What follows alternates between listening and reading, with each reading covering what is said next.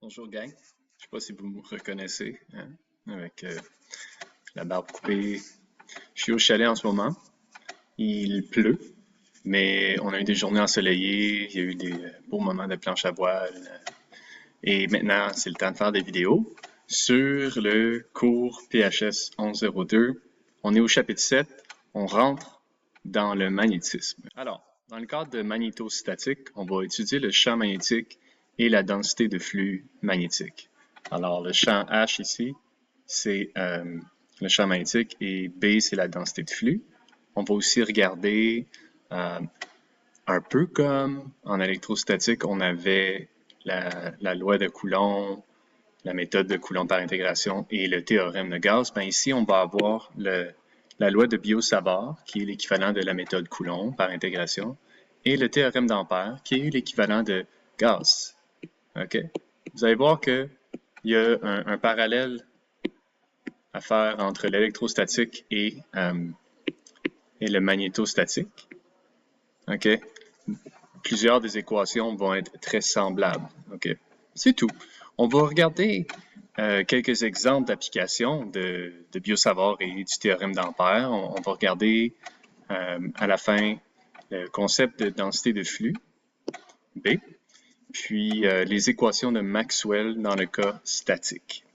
Alors, c'est parti.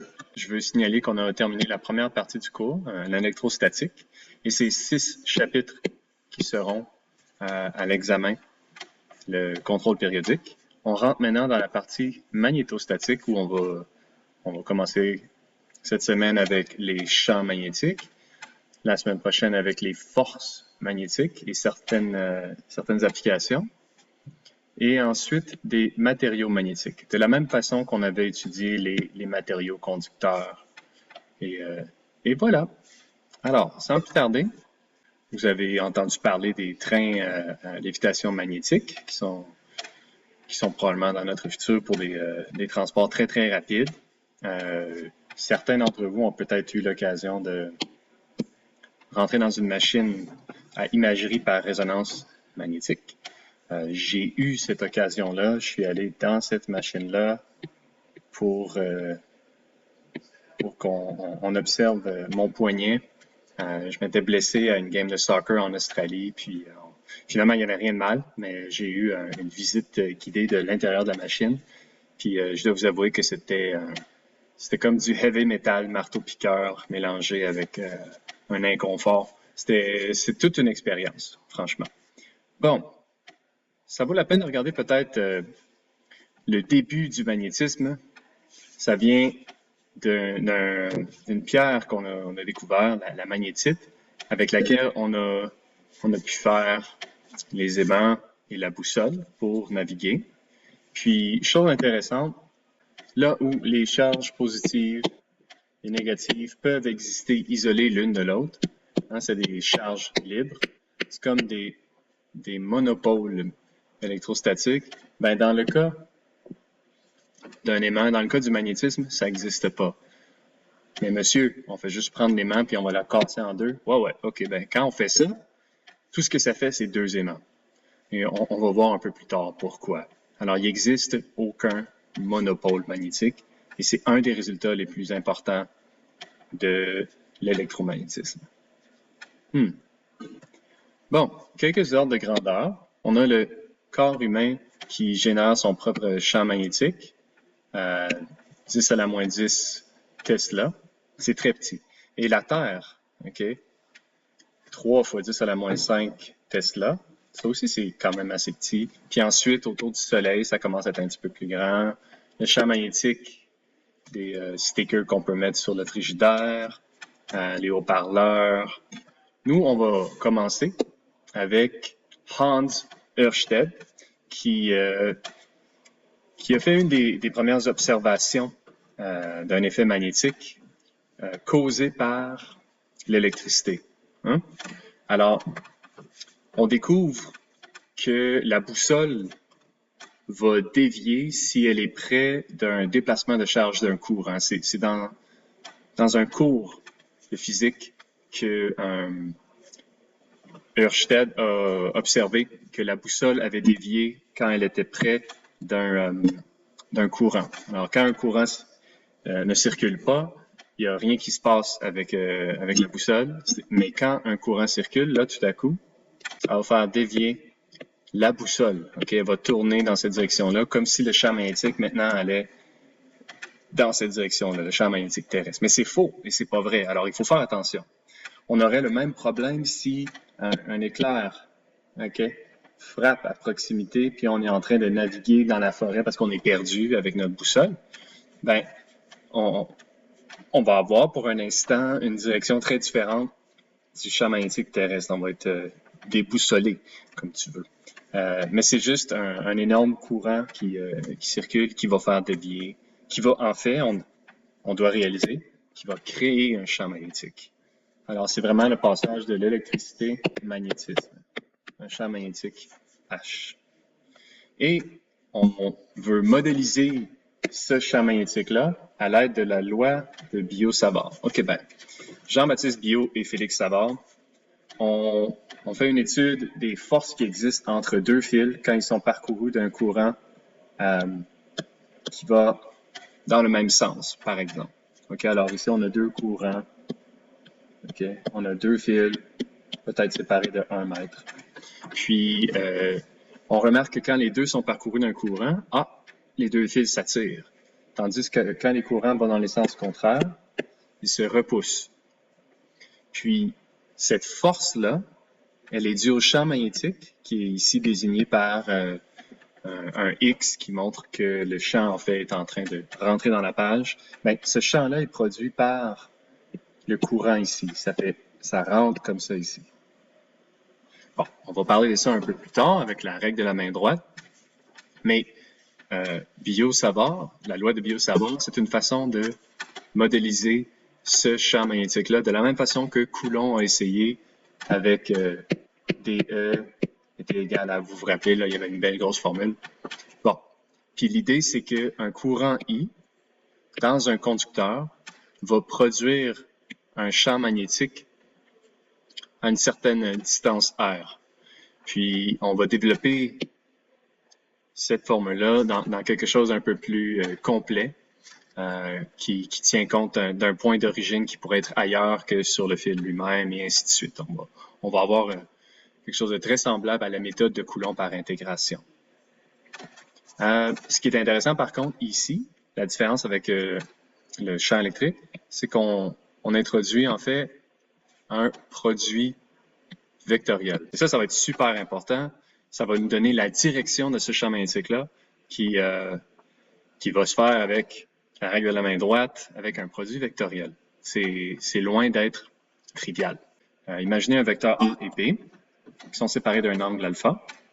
Le vecteur A et B vont produire, quand on fait un produit vectoriel, un résultat vectoriel qui est à 90 degrés du vecteur A et B. C'est comme si, en fait, A et B font un plan et le produit scalaire, ici, on peut appeler ça C, ben, ce vecteur-là va être normal à cette surface-là.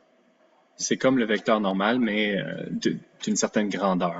Puis, on trouve cette grandeur-là, ce module-là, les modules A fois B, fois sinus de l'angle. Alors, plus l'angle alpha est près de 90, plus grand le produit vectoriel. Bon, c'est une petite revue du produit vectoriel, mais voyez ici comment ça s'applique au champ magnétique. On a un fil, un conducteur, et le courant circule vers la droite. On va produire un champ magnétique, puis une façon de visualiser comment ce champ électrique-là, comment il est autour du fil, c'est de prendre, vous pouvez prendre votre crayon, votre plume, puis le bout avec la mine, le bout qui pointe, là, ça c'est la direction du courant. Je vais le prendre avec ma main droite. Mon pouce va dans la direction du courant et mes doigts s'enroulent autour du fil de la même façon que le champ magnétique s'enroule autour du fil. Hein? Vous pouvez voir ici, là, les doigts tournent, les doigts s'enroulent. Le champ magnétique aussi, il s'enroule de cette façon-là. Ça, c'est très utile pour visuellement comprendre le champ magnétique autour de différentes géométries quand on a un courant à travers une boucle carrée, une boucle circulaire, un fil infini, un solénoïde, une bobine toroïdale. Ça, c'est une expérience où on place des limailles de fer dans une solution silicone. On fait passer un courant et justement, on va voir que les limailles de fer vont s'aligner avec les lignes de champ magnétique qui vont, admettons que le courant allait comme ça ici, là, des lignes de champ magnétique qui vont tourner autour du fil de cette façon-là. OK? Ça, c'est une façon expérimentale de visualiser ce champ magnétique. On va travailler en 3 dimensions. Là, on va avoir, par exemple, un champ magnétique qui est rentrant ou sortant de la page, qui est produit par un courant qui circule dans un conducteur. Peut-être que le courant va dans cette direction-là. I. À ce moment-là, le champ magnétique va comme ça. Et ça veut dire qu'à cette position-là, il est sortant de la page. Donc, comme ça ici. On fait un rond avec un point. Et juste en dessous ici, on rentre dans la page. Alors, on fait un X, comme ça ici. On peut l'imaginer comme ce champ sort de la page et va directement vers mes yeux. C'est comme si la pointe d'une flèche se dirige directement vers mes yeux. Alors, la dernière chose que je vais voir avec cet œil-là, c'est la flèche avant qu'elle rentre dans mon œil et que je perds la vue. Tandis que si la flèche rentre dans le mur, ben moi, quand je vais regarder le mur, je vais voir la flèche rentrer dans le mur et si elle s'enfonce suffisamment, je vois plus la pointe, mais je vois les petites plumes en arrière qui font comme un X. Hein, je vois le derrière de la flèche. C'est juste une façon de vous aider quand on va représenter des directions en 3 dimensions, puis on veut parler de, selon l'axe de profondeur, là, rentrer ou sortir du plan. OK, c'est tout. C'est un rappel de convention que vous savez probablement déjà. On n'aura pas toujours des fils rectilignes. On va avoir des fils qui peuvent faire des boucles, on va avoir des fils qui peuvent faire n'importe quoi. Et tout comme la méthode de Coulomb, on va séparer ce fil-là en petits morceaux. Puis on va dire que pour un petit morceau ici, VL, un courant circule dans cette direction-là, va produire au point P un champ DH, OK? Qui est obtenu comme ça ici. Laissez faire l'intégrale, là. DH est égal à I sur 4pi. Ce produit vectoriel-là, divisé par la norme au cube. Hein, ça ressemble beaucoup à ce que vous aviez fait avec la méthode de Coulomb. Seule grande différence, c'est le produit vectoriel. Bon, je veux noter qu'il y a une erreur dans le polycopier dans votre manuel. Alors, vous pouvez prendre la forme qui est écrite ici, dans cette vidéo-ci, sur cette diapositive-là, et aller le corriger dans votre manuel, ce serait une très bonne idée. Puis, notez que la superposition s'applique. C'est pourquoi on va faire la superposition de tous les DH mesurés au point P pour toute la longueur du fil, ok, tout ce L. Alors, voici, ça c'est la loi de Biot-Savart, puis on va par la suite l'appliquer à différentes géométries.